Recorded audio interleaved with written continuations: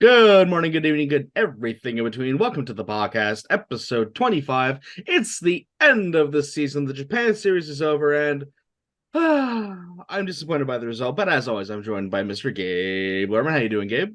I hate being right. Yeah. And as always, we're joined by Mr. Michael Beasley. How you doing, Mike?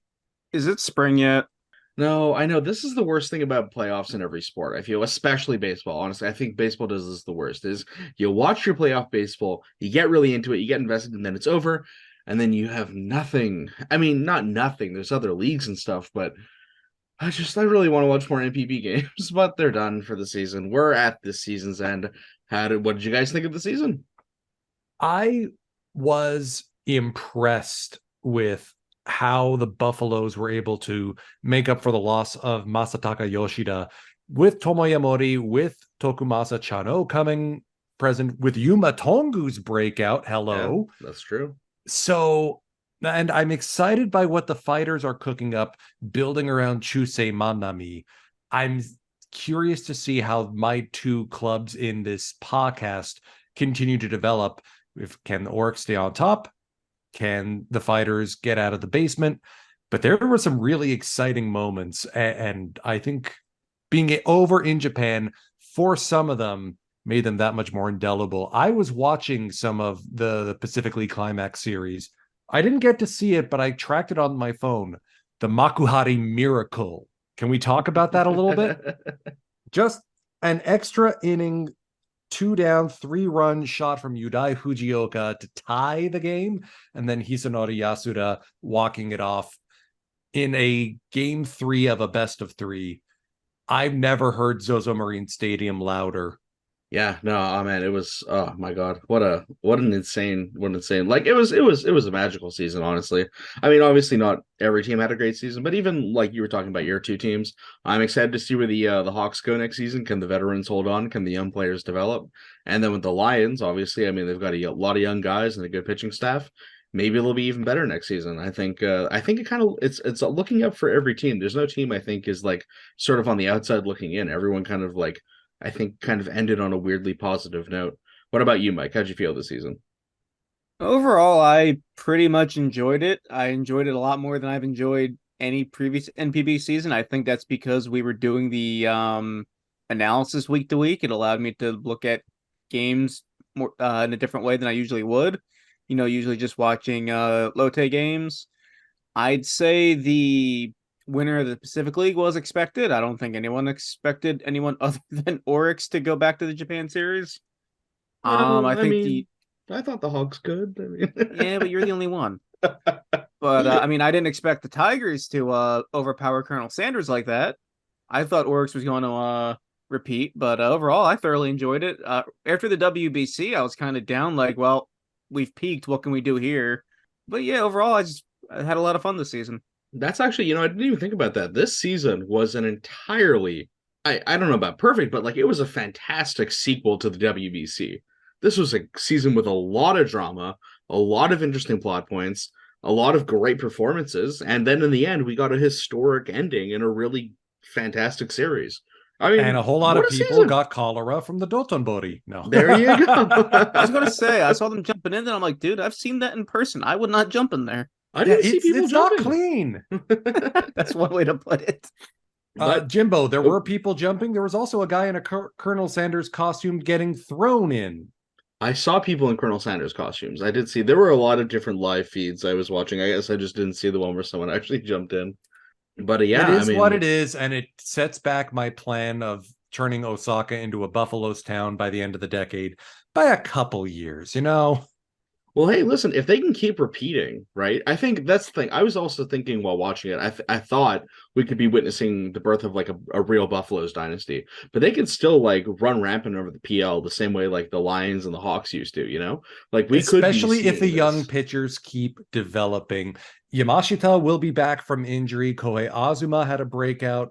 Who knows how this year's draftees are going to go? One thing that caught my eye, though, about the Japan series, and I want to credit Mark II on Discord for this take, the Buffaloes may have suffered by not having faced any real adversity this year. They led the league for a lot longer than they did the last 2 seasons, where it was down to the last day or the last week of the season in order to clinch the pennant. You remember it took up to a tiebreaker in 2022 to get them over the edge. And maybe that gave them that much more momentum going into the postseason. You know, It's an interesting perspective. On the one hand, yeah, but also the Tigers were exactly the same situation. So, like, I don't know. I think that's the Tigers reeled wash. off 11 wins in a row in order to clinch the pennant. Yeah, exactly. Like the Tigers went on a similar run, and so they also faced like I don't know. I totally get the logic, like in a vacuum, but I think when you sort of compare it with the Tigers, it's a bit of a wash. Then again, the series they come down to 7 in like quite dramatic fashion. Not just down to 7, but through the first 6 games, the aggregate score was tied. Yeah, it was crazy. Yeah. It was insane how equal these teams were in terms of talent performance. Just in the last game, the Tigers just pulled away, and full credit to them. I mean, like, what an amazing thing to see.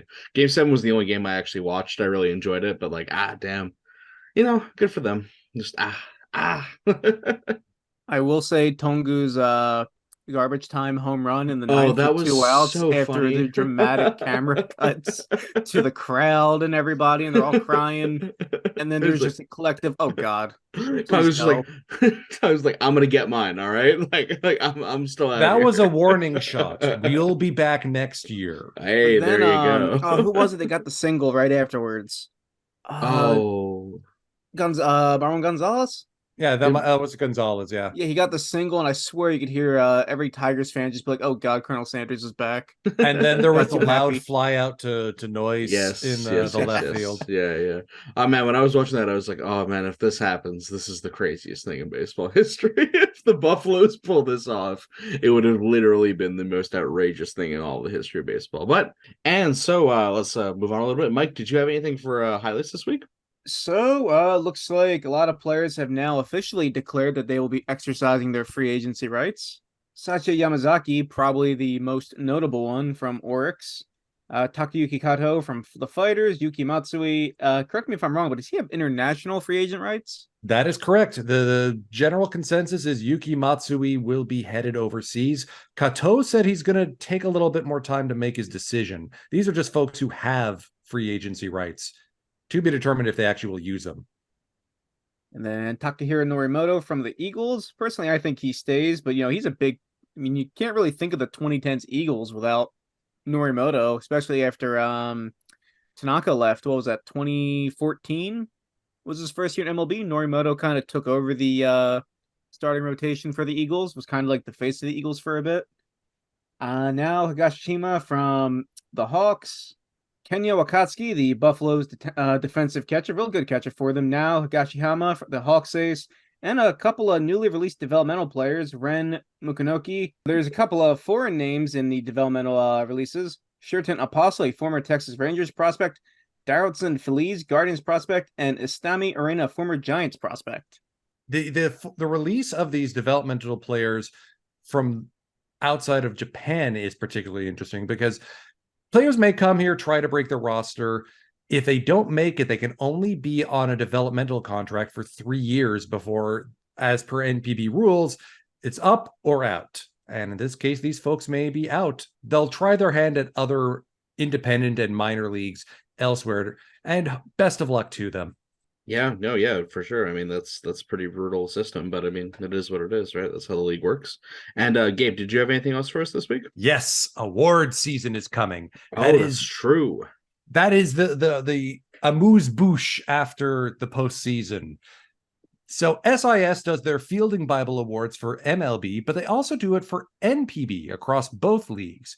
Pacific League winners are Yoshinobu Yamamoto at pitcher, David McKinnon at first base, Sosuke Genda at shortstop, Kensuke Kondo at left field, and winning for both right field and defensive player of the year, Chusei Manami. Congratulations to all the winners.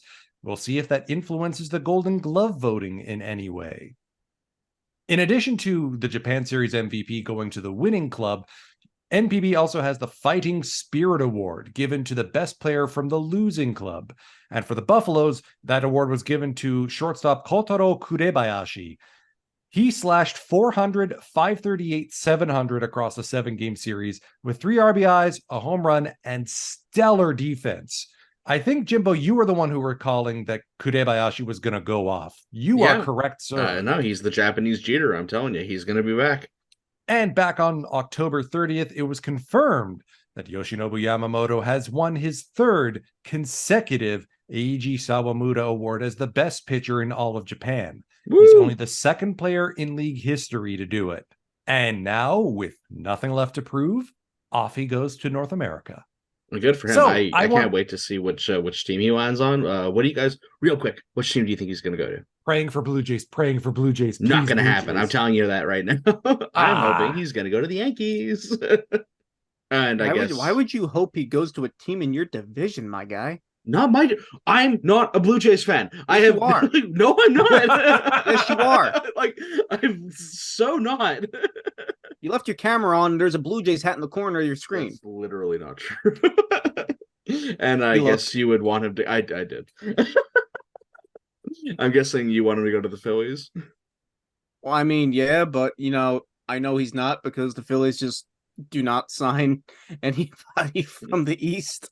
And as long as he doesn't go to the Braves, really. I developed a newfound hatred for the Braves this playoff season. 10-year deal, $20 million total with a donation to some Braves foundation and a declaration of love to Atlanta or some nonsense like that. Alrighty. And a lifetime supply of Coca-Cola. Well, that's nice. I'd understand that. And so I guess that'll bring us over to our own award season voting ballot. Gabe, do you want to start, or I guess I think we'll just go award by award. Sure. Just who do you have for MVP? I know that they usually pick the MVP from the pennant winning team, but Kensuke Kondo, man, for an everyday player, he almost pulled off a triple crown of his own. I gotta tip my cap to him. And Mike, who do you have?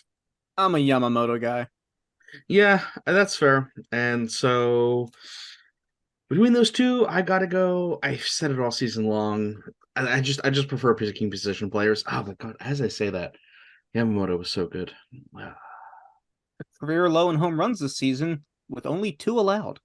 Ooh. And a career low in earned runs with 22. What was a career low in walks with 28 and an ERA of 1.21. Okay, Yamamoto, never mind. 1.21. 1.21. As much as I love Kensuke Kondo, and I literally wrote him down on my MVP ballot, that's 1 point. That's crazy. No, I gotta go Yamamoto. That's insane. And so, Rookie of the Year, I'm going with Shunpei Yamashita. I think that's kind of the obvious slam dunk. He really dominated all year long, and we were kind of calling it all year long for him. Mike, do you have a different answer? I don't think there is a different answer. Yeah, it's Yamashita sweep. Yep. Yeah, easy peasy. Now, how do we want to do the Gold Gloves? Let's just go position by position. Okay, so Gabe, start with you. Catcher. I'm going with the fighter's Torai Fushimi. He's consistently been among the league best in terms of framing runs, which is how best he frames pitches, as well as defensive runs saved. So I know that other pitchers may have the better throwing arm. I'm going with Fushimi on the receiving end. And Mike, who do you have? I have Takuya Kai, the Kai Cannon, as my pick. That's fair. And you know what? I'm gonna switch another one of my votes. Think about it. I remember Kenya Wakatsuki. I thought was a really good catcher all season long. Like, I saw some really good stuff from him. I'm going based purely a lot more on just what I saw in games I watched. I could be entirely wrong about a lot of things. And here's a great example of that. For me, the Gold Glove at first base was Akira Nakamura because I watched a lot more Hawks games and he played very well at first base, so I'm going with him. What about you, Mike? And he's won it before, too, so that's not that much of a stretch. He's a great first baseman. Like, I was really impressed with him all season long. For me, it's Akira Nakamura. It was pretty much between him and David McKinnon, and I had to give it to Nakamura because he played like 358 more innings at first base, I think. Ooh. I'm going with McKinnon because what he did put on the field was impressive. I think more than 4 UZR, which is a sabermetric stat, but impressive as heck for a first baseman. And I've seen the top 20 plays. I saw a lot of McKinnon's highlights. That's fair. Fair enough. And who do you have for second? Chuta Tonosaki. He's got it again. Yeah, it's kind of a bit of a slam dunk. Mike, did you have someone different? Tonosaki. Yeah, same. And also I think we actually kind of might have a triple sweep here. Third base, Mune, Mune, Mune. and shortstop, Genda. Genda. Kurebayashi. Oh, You know what? I was so close. I was so close between them, but I still went with Genda by a hair. it's the But human highlight reel for me. Yeah.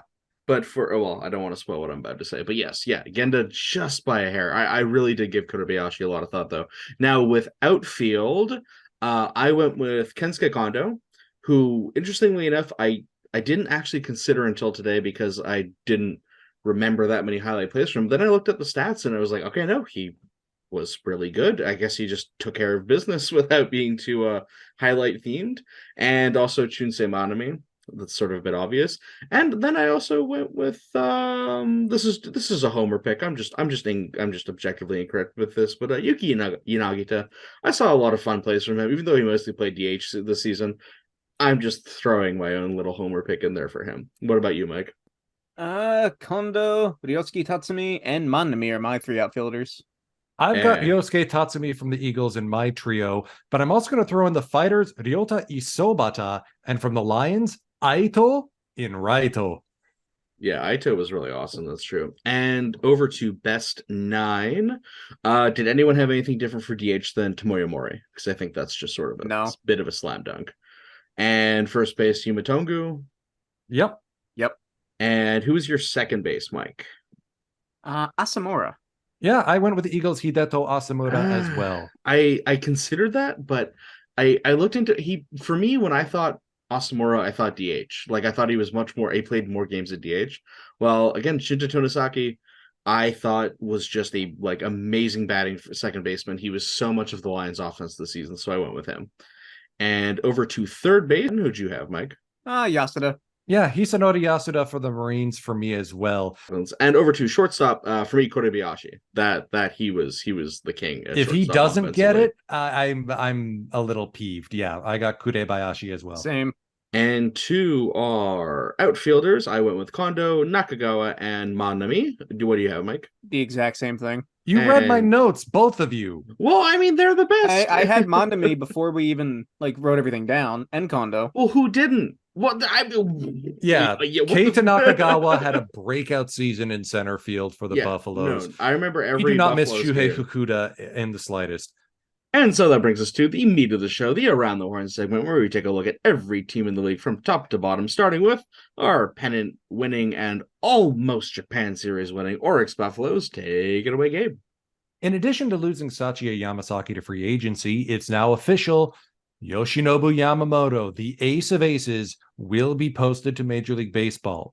The Buffaloes officially confirmed as such moments after Game 7, so now it's just a matter of finding the right time to start the 45-day negotiating period before your favorite team starts to make their pitches.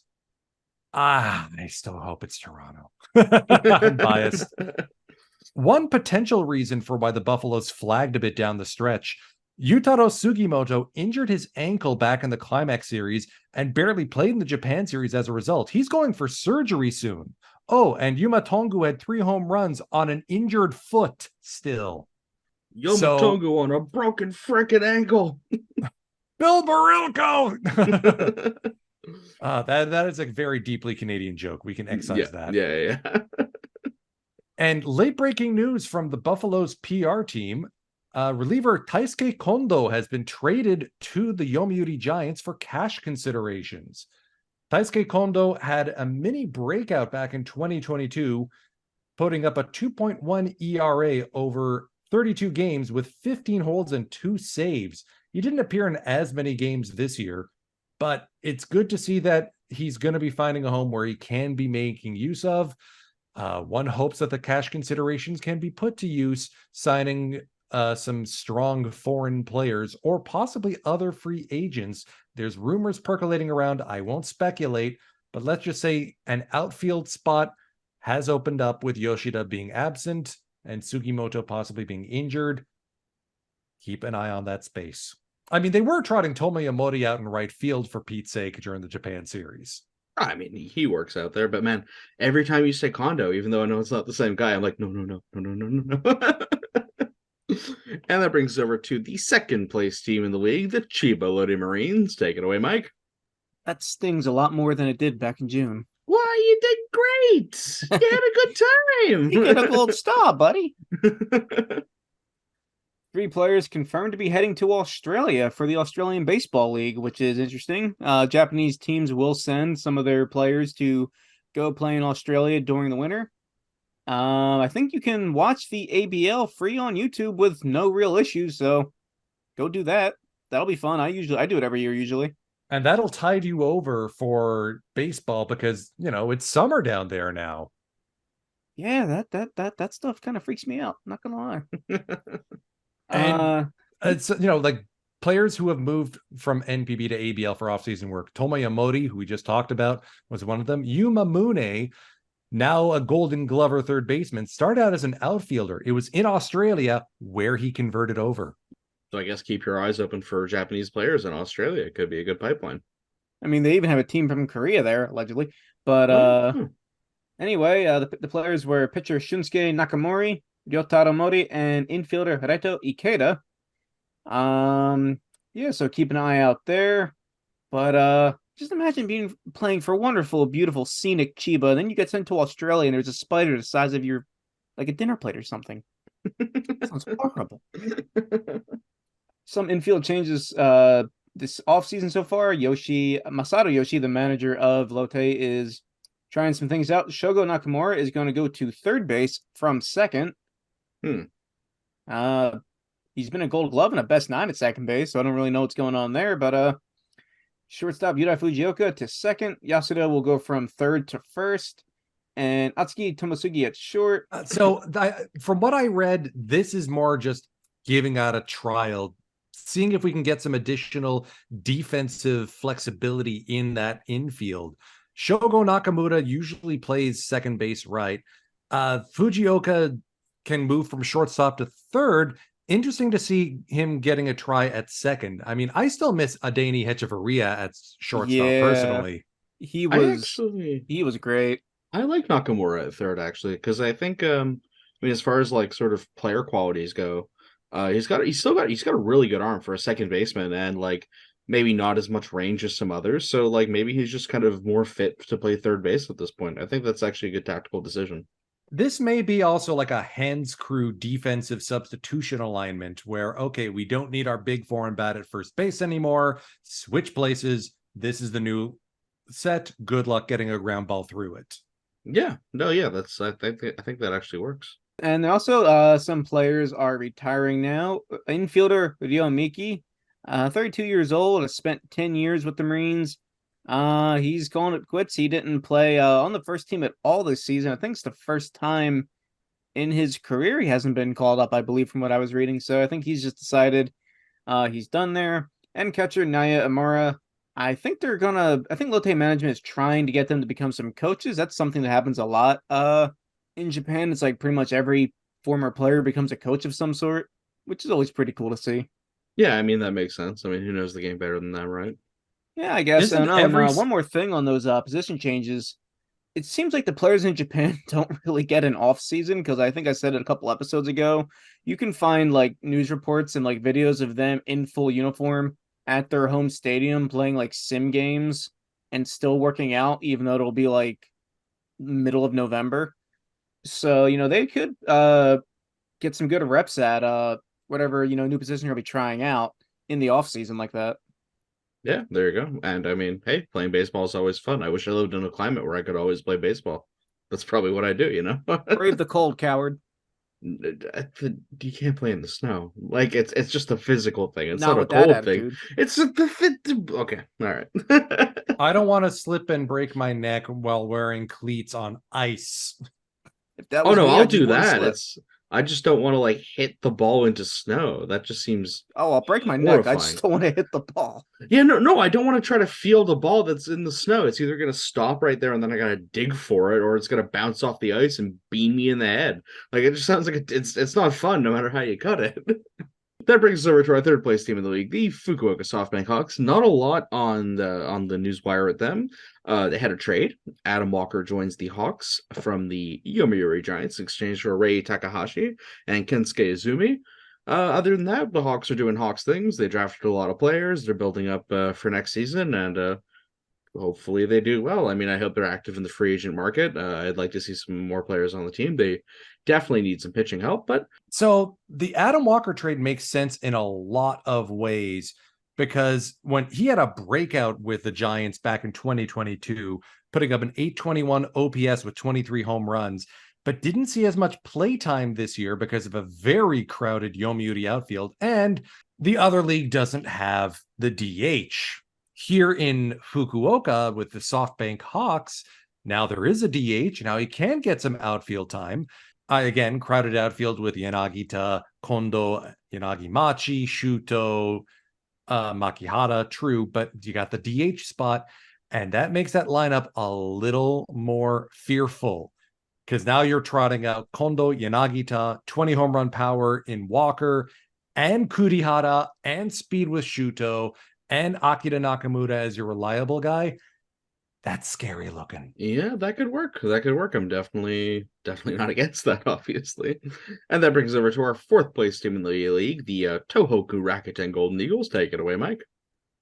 Really not much going on with them as well. However, it was announced Masahiro Tanaka has undergone some surgery, cleaning up his right elbow. I guess perhaps there's some bone chips in there or something. 4-month recovery window. He's going to try and return next season, and he's 3 wins away from getting 200 across both NPB and MLB. So that's something I'd like to see. But the only other major off-season Rakuten news was already announced a couple weeks ago. It was that their new hitting coach is now their manager. Other than that, really not much going on. When you say new hitting coach, you mean the hitting coach who took over during the season, right? Yes. Okay, good. Yeah, the good guy. All right, awesome. That brings us over to the fifth place team in the league, the Saitama Seibu Lions. Ace pitcher Kono Takahashi will not be posted, despite being requested to get a posting over to go over to America. The Lions are just going to try to hold on to him for at least, I think, 1 or 2 more seasons. Then he'll be able to leave an international free agency. And yeah, I mean, that's kind of it. The Lions are obviously focusing a lot on their pitching right now with all the pitchers they drafted. But they obviously, I think, sort of have a fear of how many people are going to leave over to America soon. So they're trying to retool. Though, again, I think they should have focused more on hitting in the draft. Maybe they have some plans in free agency. No such thing as too much pitching. Trust me, arms blow up all the time. That's true. Actually, no, that's a pretty good point. I mean, then you look at the Tigers. The Tigers had like a crazy pitching that lineup. was, I think, one of the things that led the Tigers to that win. Pitching depth. Yes, the Buffalo's rotation is top heavy with Yamamoto and Miyagi getting 2 starts apiece. But Yamasaki, Tajima, and Azuma are not on the same level as the guys the Tigers trotted out for those games. I mean, Kotaro Otake was a cast-off from the Hawks. Now he goes off and wins double digits with the Tigers. Yeah, exactly. Like it was crazy how deep their pitching was. And speaking of a team that used to have deep pitching, though, I mean, they got some pitching. The Hokkaido Nivo and Ham Fighters, take it away, Gabe. Most of my focus is on the batters this week, though. Via Nikon Sports, first baseman and now third baseman Kotaro Kiyomiya is headed to Driveline Baseball in Seattle this offseason to reevaluate his swing. Chusei Manami visited there last offseason, and his modifications unlocked 25 home run power in his bat. So the hope is the player formerly dubbed the Japanese Babe Ruth can find that little extra knock in his swing, especially in the new non-Sapporo Dome ballpark he's playing in. Also, he's bringing Hisanori Yasuda along with him. The two of them were buddies and were drafted in the same year. This one from Hochi Sports. 3 foreign players will not have their contract renewed by the Fighters. Infielders Arzmendi Alcantara and Alan Hansen, and pitcher James Marvel. Marvel joined the team mid-season, if you remember. That leaves just Wang Po-jung and Cody Ponce as foreigners likely sticking around. So there's opportunities for the Fighters to go out and add to that core with some new names and see what the market will bring to them. Yeah, actually, when you were talking about the Kiyomiya news, I was thinking, do you really, I mean, I know he obviously needs to adjust to like fit into life at the big league level, but I wouldn't really want to screw with the swing of somebody who hit so many home runs in high school. Like he's definitely got a vibe going on. But then the thing about Monami going there, I was like, oh, okay, yeah, all right, fair enough. Okay, maybe he can benefit from that. And that brings us over towards the final bits of the show. What are familiar faces in new places doing this off season? Because it's the end of both the MPB season and the MLB season. What do you have for us this week about Japanese players overseas? So, because all the voting is done, MLB just hangs on for suspense. They want to do their big reveal. But we know that Kodai Senga has finished in the top 3 for National League Rookie of the Year, and Shohei Ohtani finished in the top 3 for the American League MVP. Whether they were finishing first, second, or third, to be revealed later. But congratulations to both of them for outstanding seasons regardless. I really hope Otani wins, obviously, and the fact that he entirely could, with like having played what, like two-thirds of the season, more or less, kind of thing. Like how much of the season did he even get through? Well, he was just on such a tear. Oh Yeah, God, something like that. 70%, I think. And that brings us over to our final bit, our question of the day from us to you and you to us. What was your favorite moment of the season? Gabe, what was yours? Yoshinobu Yamamoto pitched another no-hitter. Heck yes. That's pretty good. That's pretty good. I don't think that really needs much explanation. What about you, Mike? The final game of the season with Rakuten and Lotte, winner takes all to go to the postseason. Ooh, oh, that's really good, actually. Damn. Ooh, I kind of want to change that. That was an amazing game. But in all honesty, I just got to wear my heart on my sleeve here. My favorite part of the season was getting to do our first game live on PLTV when we did the midnight, baseball for breakfast, I should say. This whole season's been like such a trip, such a phenomenal experience, and to get to do this show and to get to do live games, it was really, really awesome. And I've just been really thankful for it and happy for it. And it's just led to such a wonderful season. So here's to hopefully another one, and hopefully we'll get to do more podcasts. And I think that brings us over to the end of the show, more or less, unless there's anything you guys want to add to that. Just to give gratitude and thanks to our production team in Japan for letting us continue to do this goofy nonsense on a weekly, more or less basis. We're going to slow down the podcast release schedule going forward, more on an as needed basis as news comes along, but at least every month. So stay tuned to the channel. There's more of our chatter coming. Yeah, for sure. And Mike, did you have anything else you wanted to sign off on with the season? Is it spring yet? We're almost there. And with that note, we will see you again very soon. And then we will see you a lot more often in the spring when the season kicks off. From us to you, have a wonderful off season, and we'll see you soon. Take care.